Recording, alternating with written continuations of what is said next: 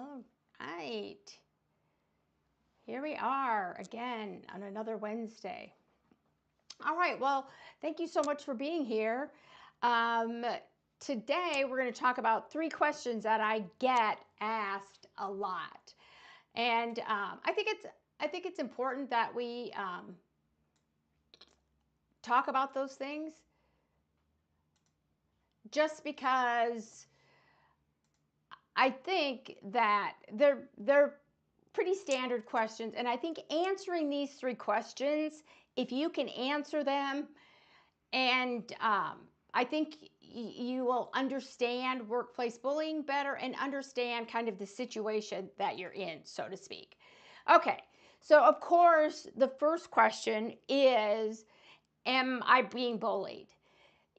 And I think that we have this idea that this should be a simple question. And the reality is, it's not a simple question, because workplace bullying is not something simple that's happening to you in the workplace. And the other reason it's not an easy question to answer is because there really isn't a lot of criteria out there for you to figure out whether or not you're being bullied. It's more of, again, lack of a better word, guesswork. And so, for myself, I created some criteria to help people determine and make those decisions, whether or not you're being bullied. It's, again, I've talked about this more than once, it's a subjective opinion, so to speak, because like when I go in and I test my blood sugar, I can clearly see, whether I'm having my blood um, taken, or if I'm doing it at home, I can precisely say, this is what my blood sugar is. Okay. And it's not the same with workplace bullying because there's a lot of moving parts. But I do think that having some criteria to help you make that decision is super, super, super important. And so, how do you know if you're being bullied?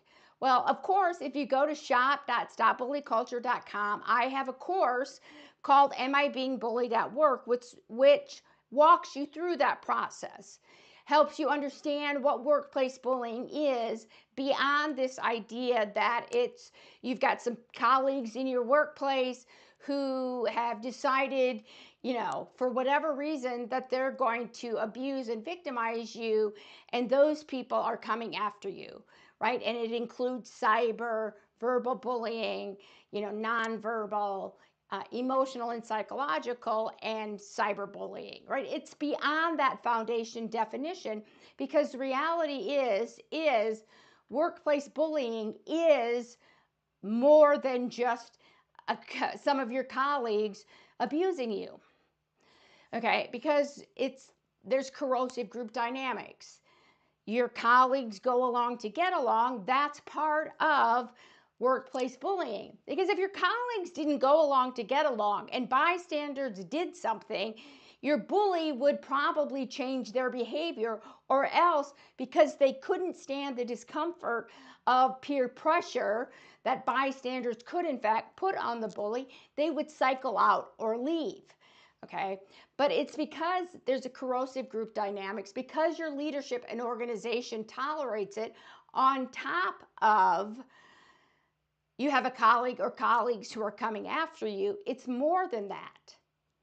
And so that's my criteria, at least part of the criteria. It also has to affect you personally and professionally, meaning that when you go home, you're having trouble sleeping. When you go home, you're not eating. When you go home, all you want to do is go to bed and sleep. You don't want to engage in your normal kind of life activities. Home becomes harder when you're being bullied, because you're being abused at work. And so, of course, you're going to take some of that and carry it home. It also affects you at work, and obviously it does, because you've changed, whether consciously or unconsciously, you've changed how you work. And it can be big things or it can be small things. So, for example, I used to change how I would walk into work. I would kind of sneak around, come in the back door, and weasel up the back steps to come in quietly so no one would see me, thinking that if they didn't know I was in the office, they would leave me alone. Okay, which wasn't really that effective, but it changed how I presented myself in the morning because I was worried about who would see me and how they would treat me. Okay. I also, and I also was a chronic engager with the bully and the people who were bullying me and bystanders. And normally I would have just let some of the stuff go, but I became so engrossed in, how wrong they were and what they were doing to me, and I wanted them to stop, that I just engaged with everything. Okay. But the reason I think that having the question answered, and not by someone like me, like an outsider or an expert on workplace bullying. You should answer the question yourself so that you understand what's happening to you. And also, um, that's just, again, that's the first place to start, is feeling comfortable with the decision that you've made and decided that, am I being bullied at work? Okay. And so, again, yes, I have a course, and should you take it? Absolutely.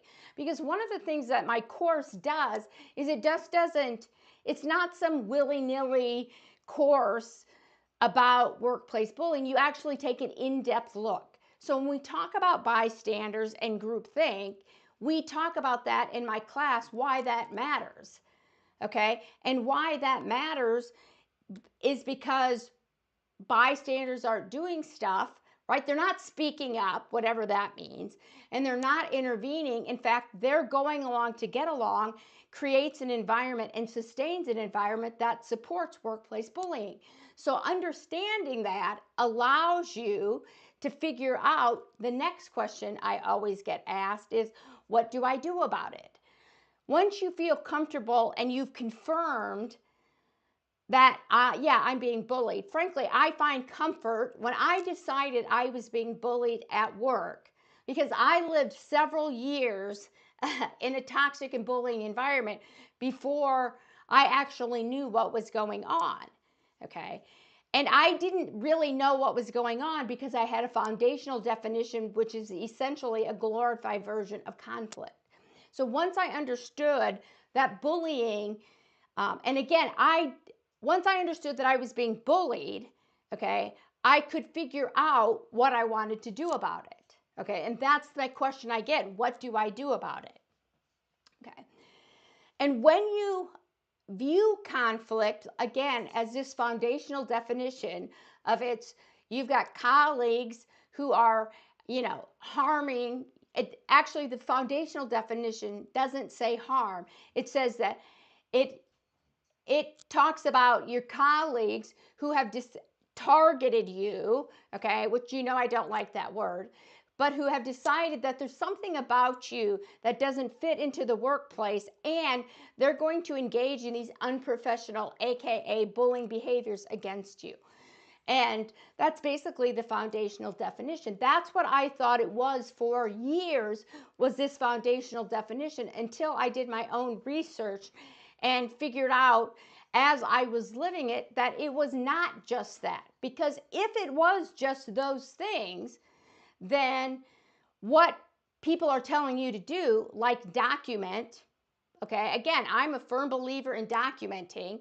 I'm a firm believer that you need to collect evidence, and part of the reason that you do that is you write it down, when things are happening, how often it's happening, who's doing it, and what they're doing to you. Okay, that's evidence.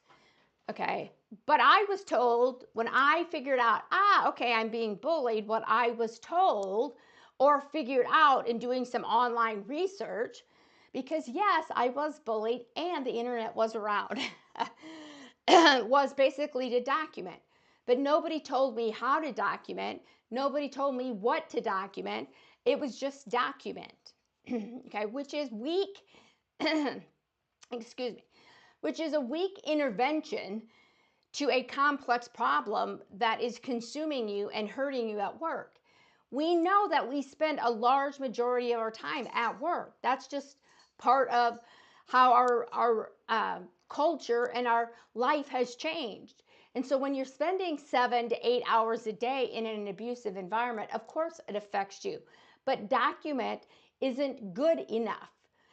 You need to know what to document, how to collect evidence, right? You essentially have to become your own investigator, one, to protect yourself from bullying and to protect yourself from the allegations that both bullies and bystanders often make about you. So the answer my question that I get asked is, what do I do? The first thing is, I do recommend that you document. And there's a difference between documenting and collecting evidence to protect yourself at work versus documenting and collecting evidence because I think I can file a lawsuit, right? Workplace bullying in the United States is legal except in Puerto Rico.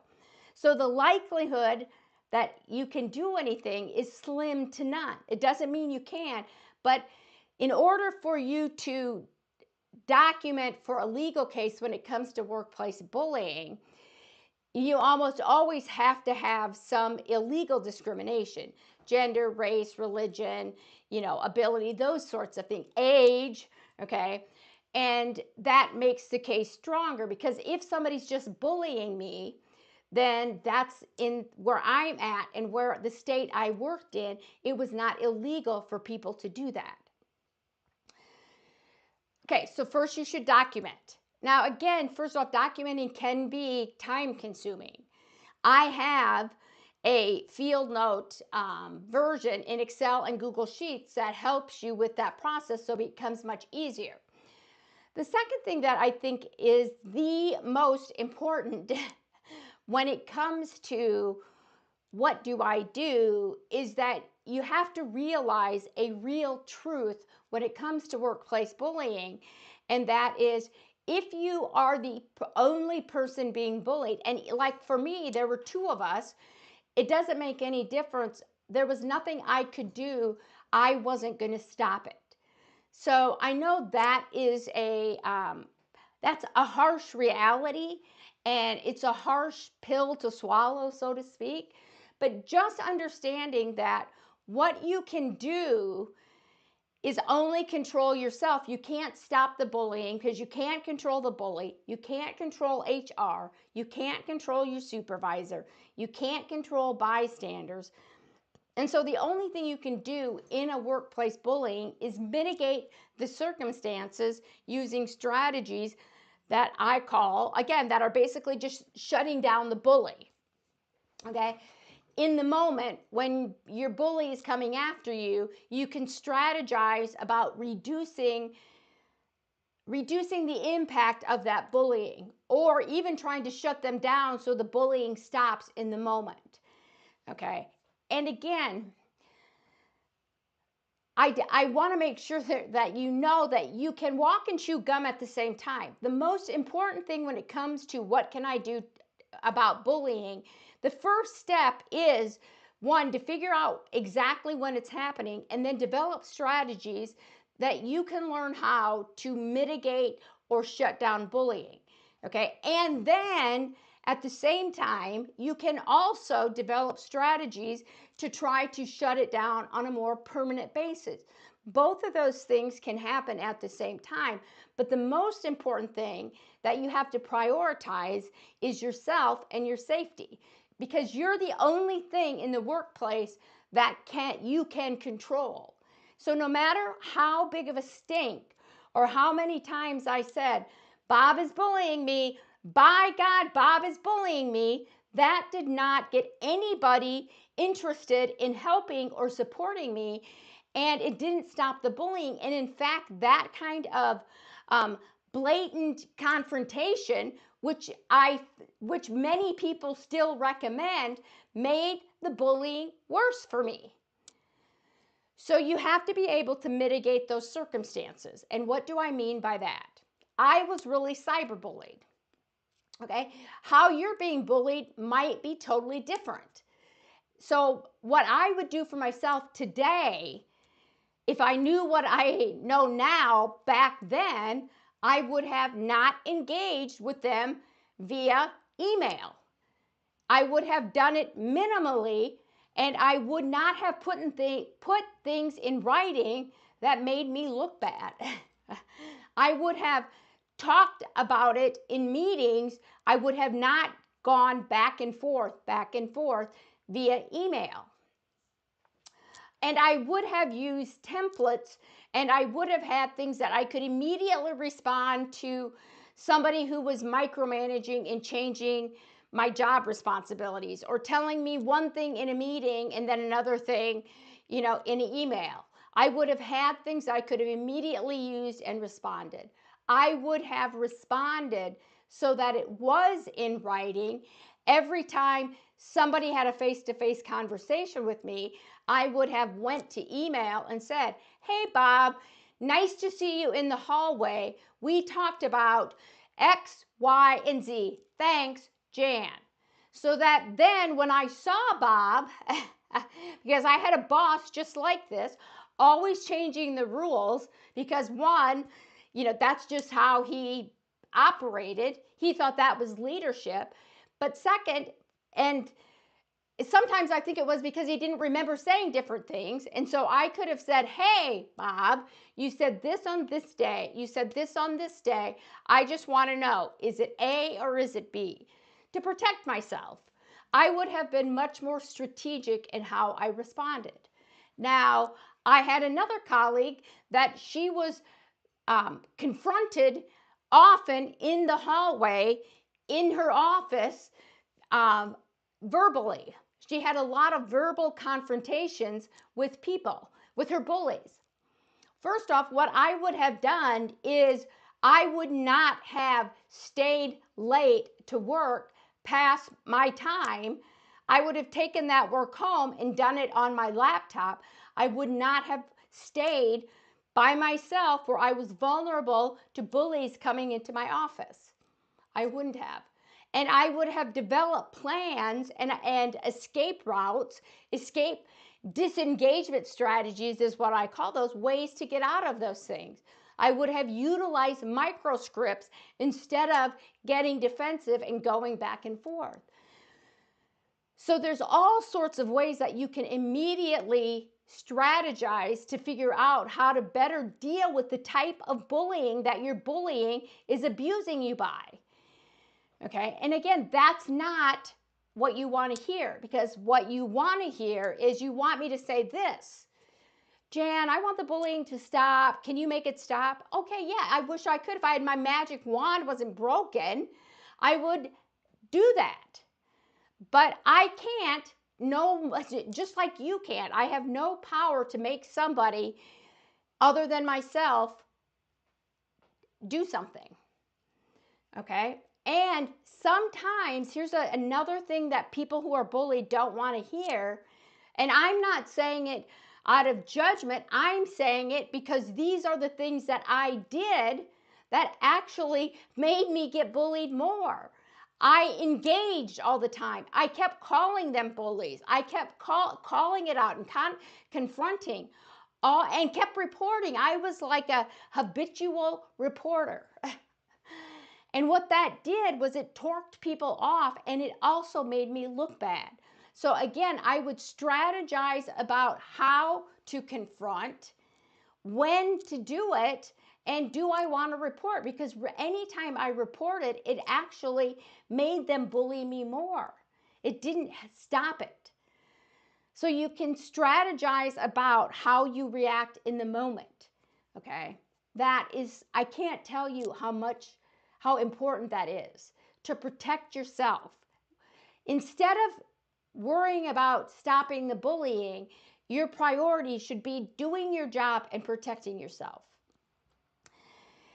And again, you can, by building relationships with people, develop a strategy of more of making the problem bigger, to figure out if collective action or something like that could shut down the bullying. If you haven't listened to the second season of Exposing Workplace Bullying, it's all about bystanders, right? And how, as a person who's bullied, you can use bystanders to help you shut down bullying. I highly recommend, again, that you listen to that season 2. And then the other question I get a lot is, do I leave? Okay. First off, that's not my place to say to anybody what you should be doing in the workplace, right? I can give you suggestions, right? So I do individual coaching and I can provide support to you to help you figure out what's really going on and develop a plan of action to strategize when it comes to your daily life at work, whether that's remote or face-to-face or some combination of that. But my job is not to tell you what to do. And so you still have what in social work we would call, you have the right to self-determination to make your own choices.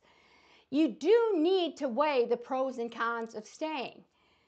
And that can take some time, right? Because if you're like me, I left, a couple of places voluntarily, and then I ended up in a situation because academics is rampant with workplace bullying. I ended up in what I would frankly call a couple of places that were significantly worse than where I was at. Okay. So you have to think about what is best for you. Are you vested in your retirement? Are you living in a rural area and this is the best paying job you could possibly get? Right? There are a lot of reasons why people stay in jobs that are toxic or abusive. But, there are also long-term effects when it comes to staying in toxic and abusive relationships, or excuse me, a little Freudian slip there, toxic workplaces, right? Just like in toxic relationships, there are long-term effects to those things, okay? Your health, your mental health, right? I can speak for those things personally. My diabetes was 100% affected by being in a toxic workplace. My blood sugar skyrocketed, and as soon as I quit that job, it went back to, normal for a diabetic. So, and mental health, I can talk about that. And one of the things I think when you look at the long-term effects of mental health is I didn't see the real damage that was being done to my emotional self until I got out of it, until I realized that, the ding of the email made me tense, my body tense up, right? And that, I was storing that abuse and the aftermath of that into my emotional health and my body. I didn't see it until after I was out, because you absorb it. And over time, my hypersensitivity, my, being super angry from 0 to 100 just like that was partially responsible because I was being abused at work. You don't see those things because over time you change, that becomes your normal. And then when you get out of it, right, and you're separated from that abusive environment, then the aftermath becomes clearer, because you can be like, why am I still upset or nervous to check my email? Right? I just had an incident a couple of days ago where I teach at doing some community college work as an adjunct, and something happened with the student, and I was like, ruminating over it and just kind of like obsessing about it. And then I realized, oh, this is because this is the kind of stuff, when a student said something to me, I would worry about whether that student was trying to get me fired, trying all of those things, because in an abusive environment, it didn't take much for me to be called into HR or for my supervisor or things like that. And so any even small things become big problems that cause emotional harm because of the domino effect when you're in an abusive environment that those things cause. So whether you should leave or not, you need to be objective and do what's best for you. Again, what's best for you in the moment might be to stay. And one of the things I know for myself is I had a lot of personal things. My family, I was a single mom since I was 21. So I had kids to support, insurance and college, all those things. I stayed for a wide array of reasons. And would I have, would I go back and do it again? I don't know. It doesn't make any difference whether I would or not because I can't change the past.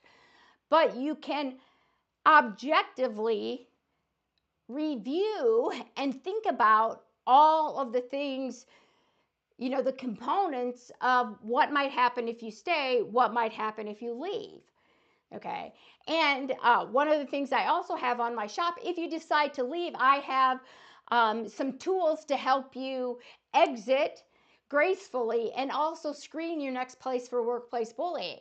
Because you might be in nursing or law or teaching or mental health, in hospitality, it's everywhere, that the likelihood that you go from one bullying shit show to another bullying shit show is pretty high. So you can screen for those things and take your time. You don't have to, hey, I'm out of here. You can plan a graceful exit and screen for workplace bullying so that if you do decide to leave, you land in a place that values you, not abuses you. And so the reality is there are a lot of questions when it comes to workplace bullying. These are not simple questions because workplace bullying is a complex problem. But if you ever have any questions, you can email me at any time at jan@stopbullyculture.com. I'm happy to answer any questions that you have or post a comment. I can try to answer to the best of my ability. One of the things that you'll get from me is the honest truth. I'm not going to tell you something that I don't believe is in your best interest. And again, no matter what I say, you have the right to make your own decisions. What's best for you in the moment. All right. Again, one of the things I want to say is next week I may or may not be here. I have a meeting that is possible. It was rescheduled. So I might be here, I might not be here.